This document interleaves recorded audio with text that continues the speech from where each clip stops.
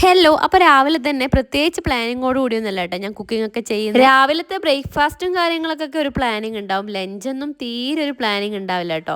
രാവിലെ ചിലപ്പോൾ മീൻ കറി വെക്കാൻ തോന്നിയാൽ മീൻ കറി വെക്കും, അല്ലേ പച്ചക്കറി വെക്കും, അല്ലേ മീൻ മുളകിടും, അങ്ങനെ എന്തെങ്കിലുമൊക്കെ ആക്കും കേട്ടോ. എല്ലാ ദിവസവും എന്തേലും ഒരു വെജ് ഐറ്റം ഉണ്ടാവാറുണ്ട് കേട്ടോ. അത് ഉപ്പേരി ആയിട്ടോ പച്ചക്കറി ആയിട്ടൊക്കെ. പക്ഷേ ഇന്നൊന്നും വെജില്ല. ഇന്ന് മീൻ മുളകിടുകയും ചെയ്യുന്നുണ്ട്, പൊരിക്കുകയും ചെയ്യുന്നുണ്ട്, പിന്നെ തേങ്ങ ഉണക്ക ചെമ്മീൻ ചമ്മന്തിയും കൂടി ഉണ്ടാക്കാന്ന്. മീൻ കിട്ടിയത് കേതലാണ് കേട്ടോ. നിങ്ങളെ നാട്ടിൽ ചൂരാന്നാണോ പറയുക, കേതൽ എന്നാണോ പറയുക എന്നൊക്കെ ഒന്ന് കമൻറ്റ് ചെയ്യേ.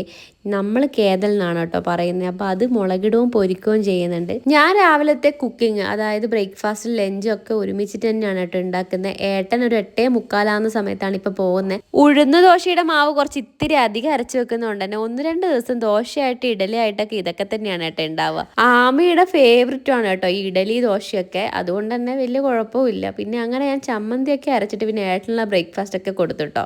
അടുത്ത വീഡിയോ ആയിട്ട് നാളെ കാണാം.